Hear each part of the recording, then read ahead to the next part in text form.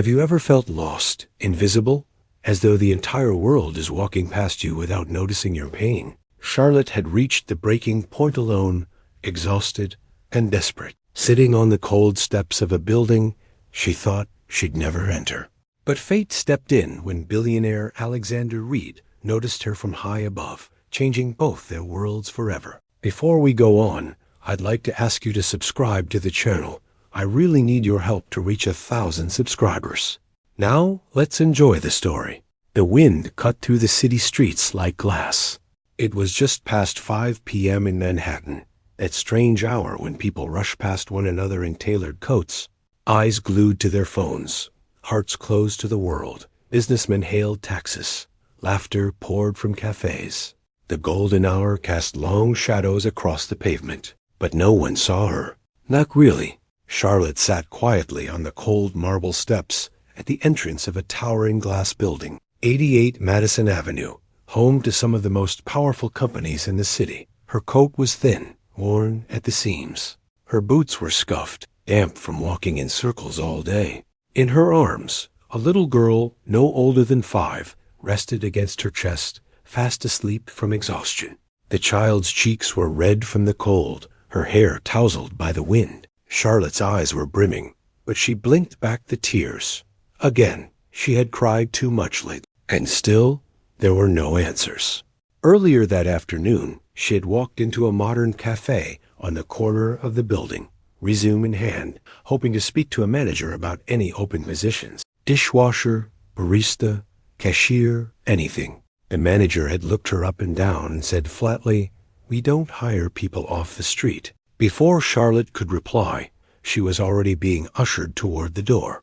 Now, hours later, she remained there, too tired to move, too afraid to break down. Her daughter shifted slightly in her arms, and Charlotte gently kissed the girl's forehead. She whispered, "It's okay, baby. Mommy's just resting." But she wasn't just resting. She was breaking, silently, slowly. A few people passed by.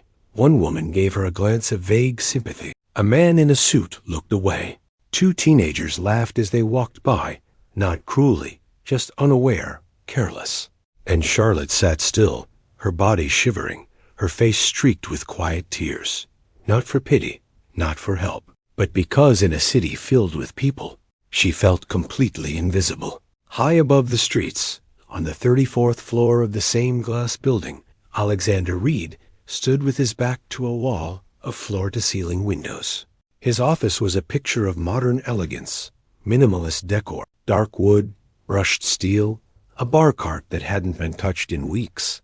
The kind of office that reflected precision, discipline, control. But Alexander wasn't looking at his spreadsheets. His gaze was fixed downward. Through the glass, he could see the city bustling below, 1,000 people moving with mechanical rhythm. But one figure stood out, or rather, one figure sat. A woman on the steps of his building, holding a child, still, fragile, crying. For a moment, he assumed she was just resting or waiting for someone. But the longer he watched, the more he realized she wasn't waiting. She was falling apart. He stepped closer to the window, his brow furrowed. It wasn't like him to stare. He was a man of numbers, results, and forward motion. Emotions were distractions. Empathy was a weakness in his world, or so he'd been told. But something about her stopped him cold. She wasn't begging. She wasn't shouting. She was simply existing, in full view of a world that chose not to see her. And there was something else, something deeply unsettling. He recognized the look in her eyes. It was the same look his mother had the night she'd told him there was no more food, that she'd sold her engagement ring for rent, that she hadn't eaten in 2 days, so he could have his last bowl of soup. That was a lifetime ago, a chapter he rarely revisited. But tonight, it knocked, and it did not wait to be invited in. A soft knock at the door broke his trance.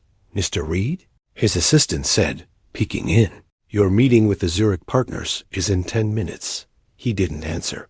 "Should I push it back?" she offered, confused by the silence. He turned his head slightly. "No," he said, voice low. "Cancel it." The assistant blinked. "Sir?" "I said cancel it." His eyes returned to the window. Something more important just came up. Without another word, Alexander walked away from the boardroom table and headed toward the private elevator at the end of the hall. And as the doors slid shut behind him, the city continued its routine, unaware that one man, with the power to change lives in a single decision, was about to do exactly that. The golden light of the city was dimming, surrendering to the soft blue hues of dusk as Alexander Reed stepped out of the building's polished glass doors. He rarely entered or exited through the front lobby. That was for employees, clients, and the press. Alexander had a private entrance, discreet, controlled, clean. But tonight, none of that mattered. As he stepped onto the broad granite steps of 88 Madison Avenue, the crisp air brushed against his face. He could already feel the weight of the eyes on him, the security guards by the doors stiffening, the front desk receptionist pausing mid-call. No one understood what was happening, only that Mr. Reed, the man known for being untouchable, was breaking routine. Charlotte didn't notice him at first. She was curled tighter around her daughter now.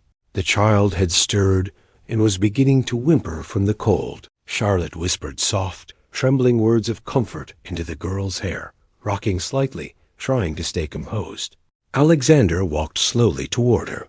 His expensive shoes clicked softly against the pavement, the sound crisp and steady, foreign in a space usually ignored. A junior security officer took a step forward, eyes narrowed. "Sir, do you want me to?" "No." Alexander cut him off without looking. "Stay where you are." The guard froze.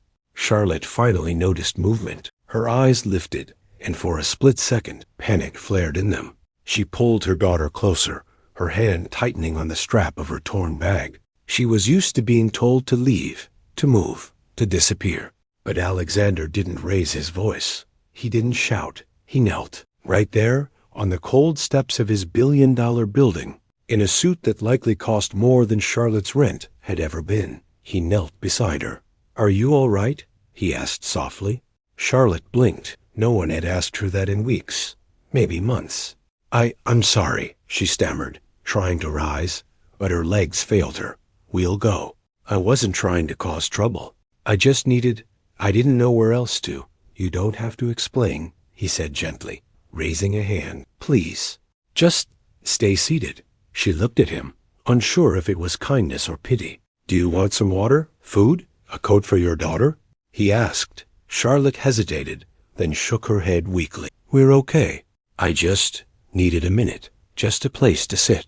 Alexander looked at the child, whose small fingers were curled around her mother's scarf. Her face was pale, her lips slightly blue. "You're not okay," he said quietly. Then he stood, turned to his assistant, who had followed him outside, and handed her his wallet. "Go across the street. Get 2 hot meals. Now, something warm and sweet for the kid, too." The assistant looked stunned, but nodded and ran off. Charlotte stared up at him. "Why are you doing this?" Alexander looked at her, really looked, and what he saw wasn't a stranger. It was something he had once been.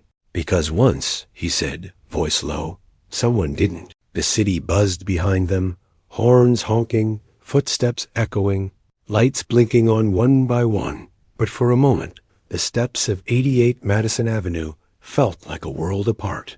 Alexander stood tall, hands in the pockets of his light gray coat, as Charlotte sat in stunned silence beside her daughter, who now stirred grudgingly at the scent of food approaching. His assistant returned breathlessly, holding 2 paper bags heavy with warmth. The smell of roasted chicken, mashed potatoes, and buttery rolls wrapped around them like a lifeline. Charlotte's daughter sat up, eyes widening. "Mom, is that for us?" Charlotte looked from the food to the man towering beside her. I don't know." But Alexander knelt again, meeting the girl's eyes with a softness no one in his office had ever seen. "Yes," he said. "It's all for you." The girl clapped softly. Charlotte's hands trembled as she accepted the bag. "Thank you," she whispered. Alexander nodded, then looked directly at her. "You said earlier you weren't trying to cause trouble. I believe you." Charlotte looked away, embarrassed. "I didn't mean to be sitting on your property. I was just tired." "You weren't loitering," he said. "You were surviving." She didn't reply.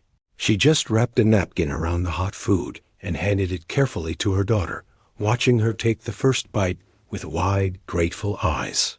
Alexander stood and took a slow breath. He wasn't sure what he was about to say, only that something inside him refused to walk away.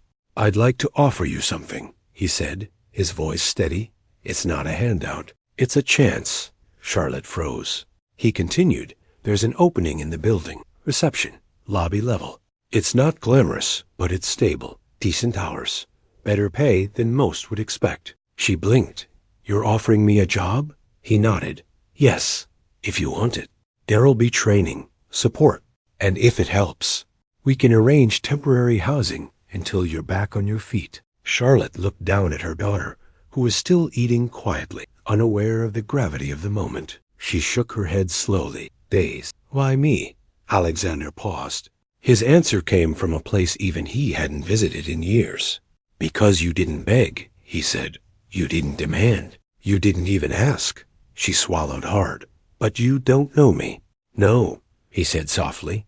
"But I recognize someone who just needs one person to say yes." A long silence followed. Charlotte finally spoke, voice trembling. "What if I mess it up?" Alexander looked at her with something like certainty.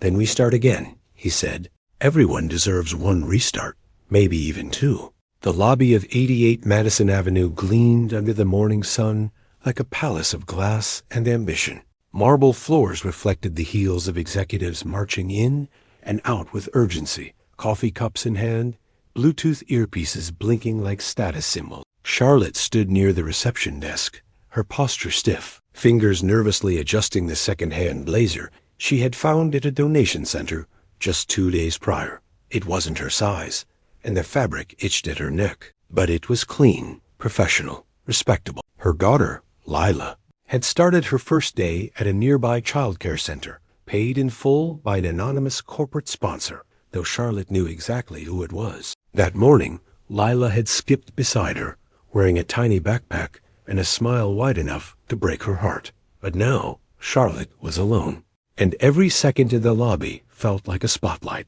The receptionist she was shadowing, a woman named Tessa, gave her a clipped smile and an even colder tone. "You'll sit here? Take messages. Smile, but not too much. Keep your answers short." Charlotte nodded, her eyes scanning the elegant brass nameplates on the elevator directory, memorizing every company and floor like her life depended on it, because, in a way, it did. Every person who walked by seemed to notice her, the woman no one had seen before, sitting where legacy hires usually sat. Some offered tight-lipped smiles. Others ignored her entirely.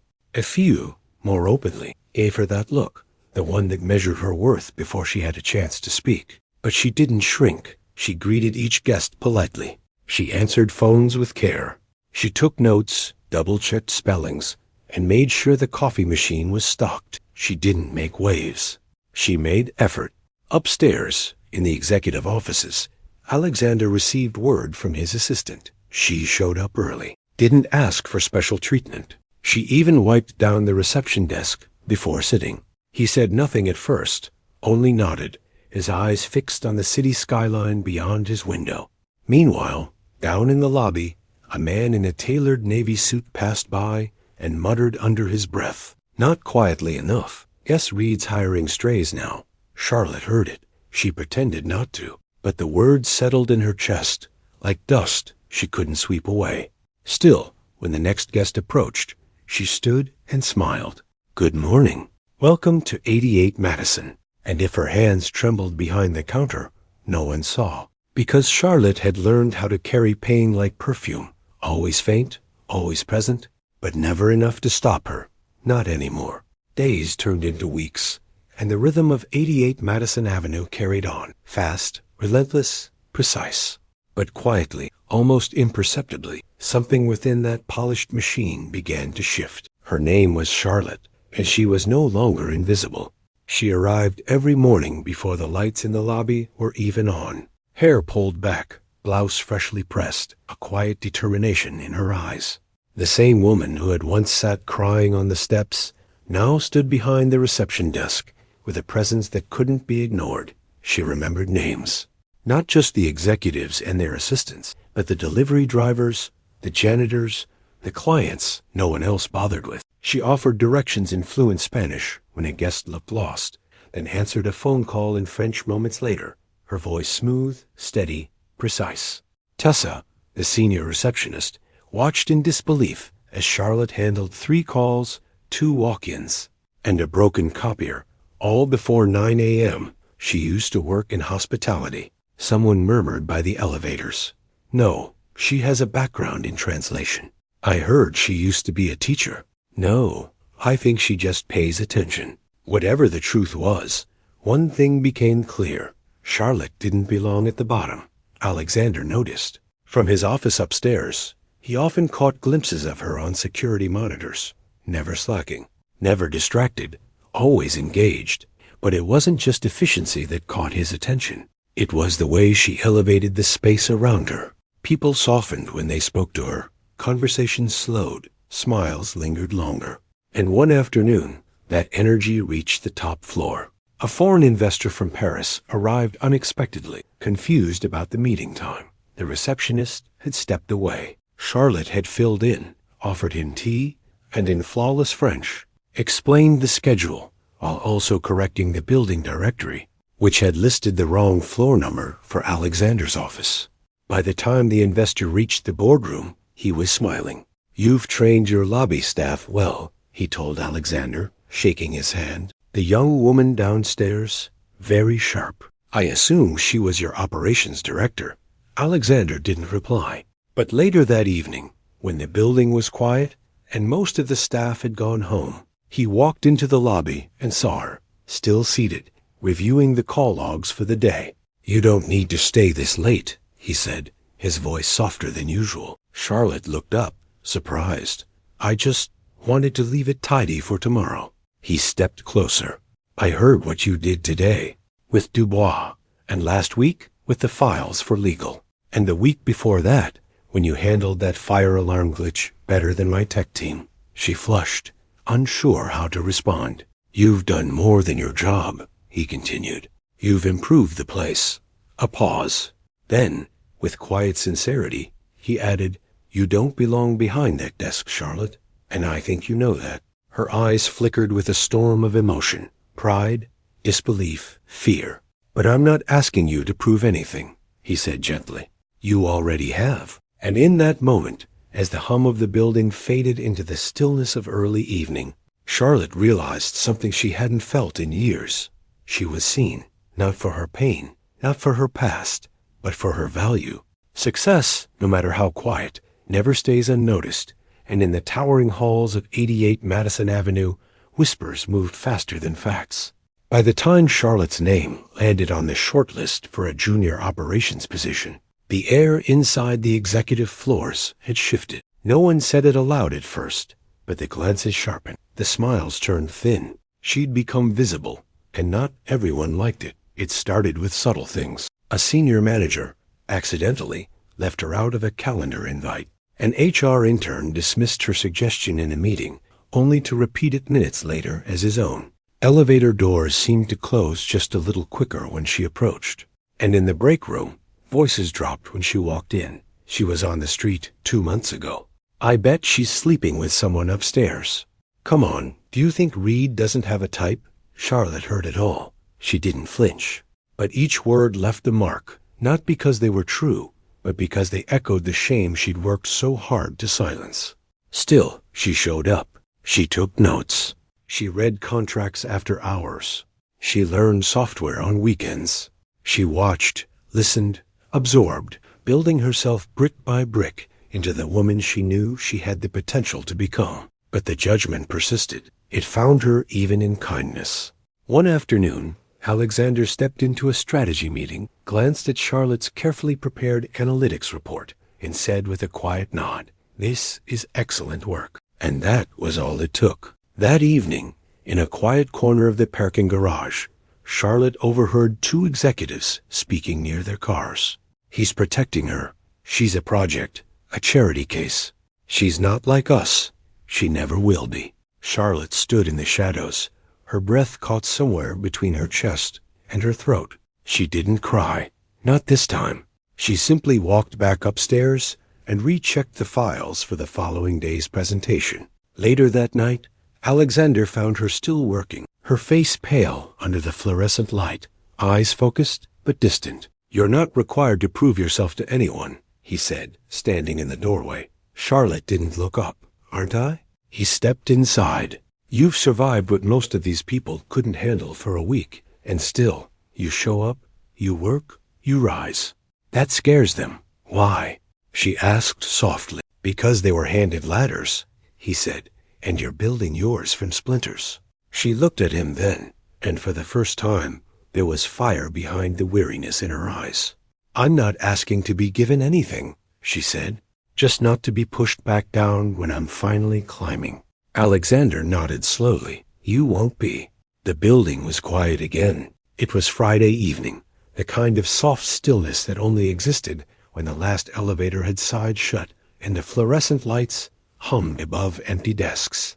The sun had long since disappeared behind the city skyline, leaving only the cool indigo tones of night pressed against the glass. Alexander Reed remained in his office, not out of necessity, but habit. He stood by the window, jacket off, tie loosened, sipping black coffee gone cold. Across the desk, stacks of investor briefs and acquisition plans waited patiently. But his mind was elsewhere, somewhere between the lobby and the woman who had quietly upended the way he measured value. Charlotte had not only done her job, she had elevated it. She had taken every inch of opportunity and stretched it into a mile. He admired her, more than he'd allow himself to say. Just as he turned back toward his desk, something caught his eye. A small envelope, beige, unmarked, resting on top of his leather folio. He frowned. He hadn't seen anyone enter. He picked it up carefully, turned it over, and unfolded the single sheet of lined paper inside. The handwriting was small, neat, and deliberate. "Mr. Reed, I hope you'll forgive me for leaving this note. I didn't want to say these things aloud, not because I lack gratitude, but because I don't yet trust my voice to hold steady when I speak them. Thank you. Not just for the food on the first night, not just for the job, not just for giving me a desk and a badge and a building to walk into with my head held high, but for seeing me when no one else did. You didn't ask for my history. You didn't need a reference letter or an explanation. You just looked at me, really looked, and offered a beginning. For someone like me, that's everything. I won't waste the chance. I won't forget the moment that changed my life. And if someday I become someone others respect, it will be because one person believed I already deserved it." With all sincerity, Charlotte Alexander read it twice. By the end, his hand had gone still. The paper didn't shake, but something inside him did. He folded the letter slowly, as if it were made of glass, and slid it into the top drawer of his desk, beside two other things he never showed anyone: a faded photograph of his mother, and the first loan rejection letter he'd ever received. He stared at the drawer for a long time. Then, softly, he said to the empty room, "She's not just going to rise." A pause. "She's going to change everything." Monday arrived with its usual rush, heels clicking, phones ringing, elevator doors opening like clockwork. But for Charlotte, the day began differently. She was reviewing invoices at her desk, her fingers moving quickly across the keyboard, when an envelope marked with the company's gold seal was placed in front of her. She looked up. Alexander's assistant offered a small smile. "Mr. Reed asked me to give you this." Then she walked away.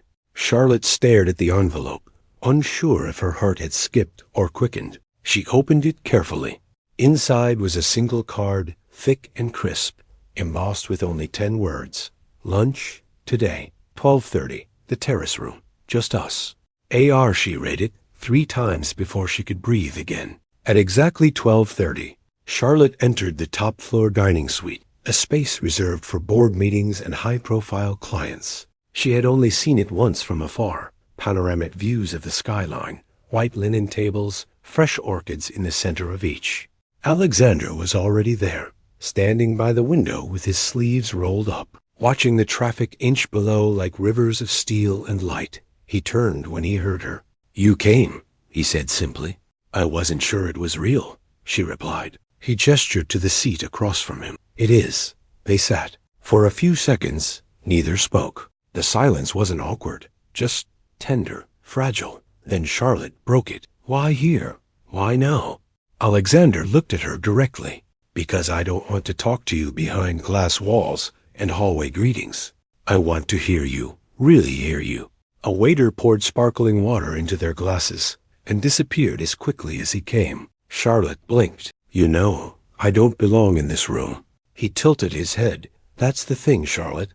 I think you belong in rooms people never expected you to enter. She looked down at her hands. People talk, I know. They assume things. I know that too. She hesitated. And you don't care?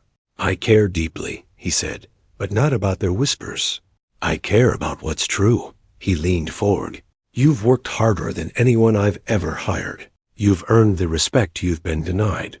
And if the only thing stopping you from rising is the fear of being talked about. He paused, then let them talk. Charlotte swallowed hard, eyes shining. I'm not used to being invited into things, especially not this. This? He repeated, voice soft. This kind of kindness. Alexander nodded, understanding. Maybe it's not kindness. Maybe it's recognition. They shared a quiet meal, roasted salmon, wild rice, and mint tea. Simple, elegant, honest. They didn't discuss reports or schedules. Instead, they spoke about books, about childhood, about Lila and the way she loved stars, about moments that had broken them and the unexpected moments that had tried to put them back together. By the end of lunch, neither wanted to leave. But as they stood and walked slowly toward the elevator, Charlotte looked at him and said, This doesn't change anything at work, does it? No, Alexander replied, his gaze steady. But it might change something. In here. He gently tapped the space over his heart. Charlotte smiled, just faintly. I think it already has. The rain arrived without warning. It wasn't a gentle drizzle. It was heavy, sudden, soaking the city in minutes. Umbrellas bloomed like flowers on the sidewalks. Taxi horns grew louder. The marble floors of 88 Madison Avenue gleamed with streaks of water. Charlotte was at the front desk that day, temporarily filling in for a receptionist on leave. She didn't mind. The familiarity of the lobby gave her a strange sense of peace. That peace shattered the moment the glass doors opened. He walked in with the same arrogance she remembered. Eric, her ex. The man she had escaped from. The man who had taken her youth, her trust, and nearly her will to keep fighting. He stood in the entrance, dripping with rain, a smirk tugging at the corners of his mouth. Time hadn't softened him. If anything, he looked colder, lean, sharp-eyed, with that same dangerous swagger that had haunted her for years. Charlotte, he said, loud enough to echo. She froze. Her breath caught. The world narrowed. What are you doing here? She managed, her voice brittle. Nice place, he said, glancing around. Didn't think you'd land somewhere like this. You always were full of surprises. Security began to stir, but Charlotte subtly raised her hand. Not yet. Eric leaned on the desk like he owned the building. I've been looking for you. No, she whispered. You've been looking for control. He laughed, a low, mocking sound. Come on, Char. We had history. I'm just here to talk. Before she could respond, a familiar voice cut through the lobby. Is there a problem here? Alexander. He appeared from around the corner, his tone sharp, his expression unreadable. He stepped between Eric and the desk without hesitation, his presence like a wall. Eric raised both hands in mock surrender. Easy, boss man. I'm just catching up with an old friend. Alexander didn't blink. You need to leave. Or what? Or I'll make sure you don't step into any building in this city again. A tense silence fell. Eric scoffed, but something in Alexander's eyes made him take a cautious step back. This isn't over, he muttered toward Charlotte. You still owe me answers. No, she said quietly, but firmly. I don't owe you anything. And this time, she believed it. Eric turned and pushed through the doors, disappearing into the rain. Alexander remained still for a beat before turning to her. Are you all right? Charlotte nodded, then shook her head, then nodded again. I didn't think I'd ever see him again. You don't have to face him alone, Alexander said gently. Tears welled, uninvited but unstoppable. I'm not the same woman he left behind, but I still shook. That doesn't mean you're weak, Alexander replied. It means you're human. He placed a hand lightly on the desk, not touching her, just near enough to steady the moment. And for the rest of the day, the weight of her past didn't press quite so hard on her shoulders. Because now, for the first time in her life, she had someone standing between her and the storm. The storm had passed, but something had shifted in its wake. Charlotte returned to her desk the next morning with new resolve in her step. Her encounter with Eric had shaken her, yes, but it had also clarified something deep within her. She had survived worse. She would not shrink now. By mid-morning, she was seated at a long boardroom table with 10 department heads, a digital presentation cued on the screen, and a dozen skeptical eyes turned her way. This wasn't just another meeting. It was her first time presenting a proposal to the executive team. She wore a dark green blouse, carefully ironed the night before, and her grandmother's small gold bracelet, the only piece of her past she had never pawned. Her hair was neatly pinned back. Her expression? Composed, steady. The presentation was a logistics streamlining plan, one she had worked on during late nights when everyone else had gone home. Charts, workflow models, vendor data, savings projections. Every number double-checked, every slide built from experience and insight, not theory. As she spoke, her voice didn't falter. It filled the room with calm clarity. "I know I'm not from a traditional background," she said near the end, addressing what everyone was thinking, but no one dared to say. "But I do know what it means to work under pressure, to adapt, to make the most out of limited resources. And I think that perspective has value here, real value." The room was still. For a moment, no one moved. Then came a quiet clap. Alexander, seated at the head of the table, he didn't say a word, just slowly began to applaud. One by one, the others followed. It wasn't thunderous.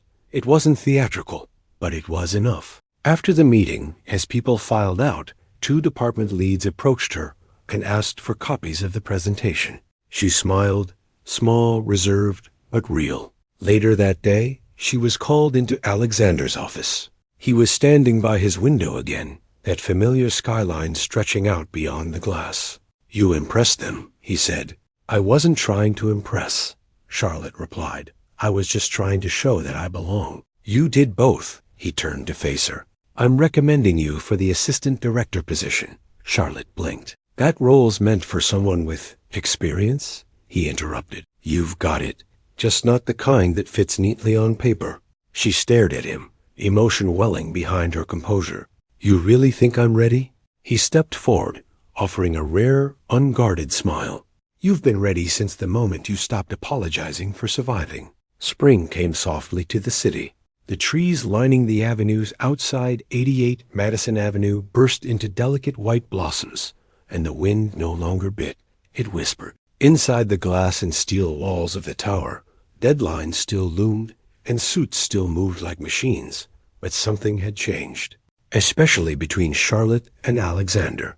They didn't speak of it, not directly, but it lived in the space between their glances, in the silences that lingered just a little longer than necessary, in the way they no longer passed each other in the hall like strangers, but like 2 people carrying an unspoken truth between them. One evening, after a particularly long day filled with back-to-back meetings, Charlotte stepped into the elevator just as Alexander was leaving his office. He paused, then smiled. "Heading home?" She nodded, tucking a stray curl behind her ear. "Eventually. Thought I'd stop by the park first. Lila likes watching the fountain lights." Alexander hesitated, then said something he rarely said to anyone. "Can I join you?" They walked in silence at first, side by side, as dusk settled over the city. The park lights flickered on, casting golden reflections on the water. Layla danced ahead of them, chasing pigeons and pretending the path lights were stars fallen to earth. "She's doing well," Alexander said, watching her. Charlotte nodded. "She's stronger than she looks, just like her mom." Charlotte laughed softly, a sound he'd only heard a few times, each one more rare and precious than the last.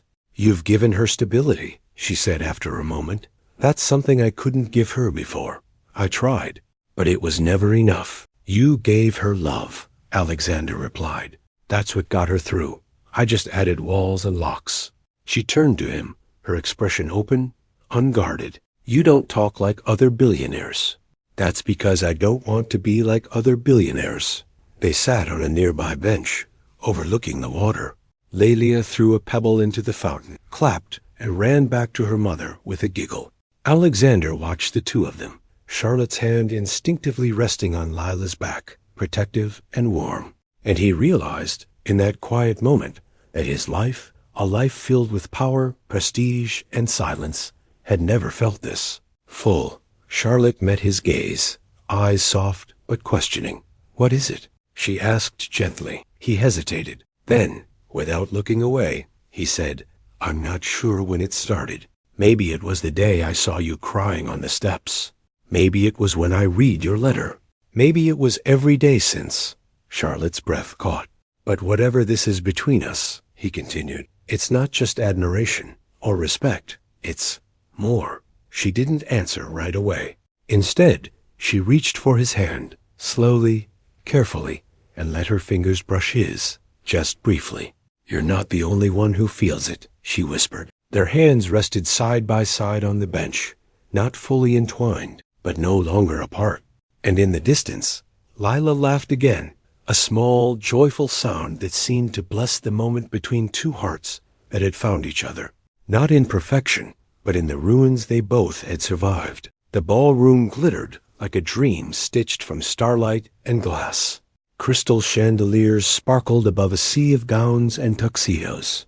Soft music floated through the air, and champagne flowed like quiet celebration. It was the company's annual gala, a night of power, prestige, and photographs that would flood headlines by morning. Charlotte stood near the edge of the room, a vision in deep navy silk that hugged her figure with quiet grace.